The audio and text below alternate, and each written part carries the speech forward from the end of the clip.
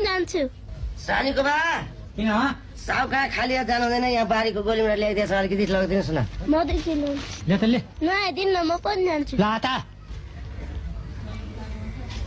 अब कुनै कुराले गाह्रो पर्यो भने कागजको पानै पाना आना चाँडो बाटा कति पर्छ संसार वृक्ष हरिरूप छ यो विचित्र छन् वेदरूप तलमा परिपूर्ण पात्र।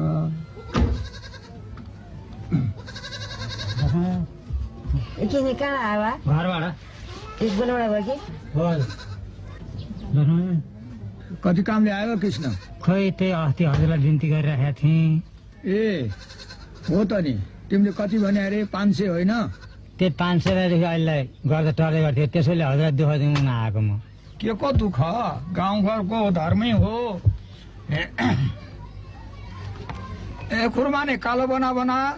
हजुर इन्जिनको मामला एउटा सम्झौता त गर्नै पर्यो। फेरि अब भाका कहिलेको राखौँ? 4 महिना जतिको भाका पाएदेखि सामा ब्याज आफ्नै बारीको मकै भाँचेर तिर्ने थिएँ। ल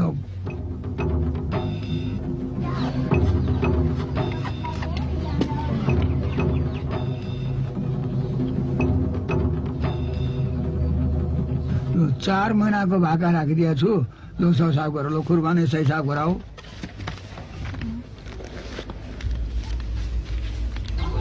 एक दुई तीन चार पाँच नभन्छ न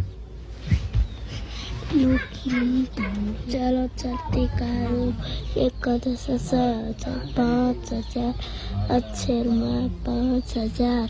ए बा 500 कि 5,000? त्यहाँ त 5,000 पो लेखेको छ। कहाँ?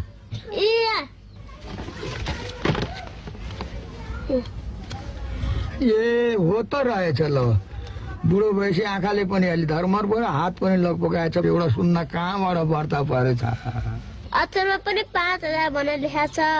पख पख म यसलाई ठिक गरिहाल्छु नि। यसलाई सँगै ल्याएको पनि राम्रै गरिछु। छोरीलाई स्कुल पठाएर ठुलो बुद्धिमानी गरिछु। कसो साउबा? हो त नि, ठिकै रहेछ नि। अब 500 रुपियाँको कुरो एकै ठाउँ एकै गाउँमा बस्ने, आखिर त इमान जमानमा तिरिहाल्छस्। म यो कागज च्यातिदिन्छु नि, के हो र? ल बरु चाँडो तिरेस्। म इमान जमान भएको मान्छे लटरपट जान्दिनँ, भाकामा त तिरिहाल्छु नि साउबा। 500 ल 500। साउबाजे फेरि पनि हजुरको हातले काम गरेर भने मलाई भन्नुहोस् है, म हेरिदिइहाल्छु नि।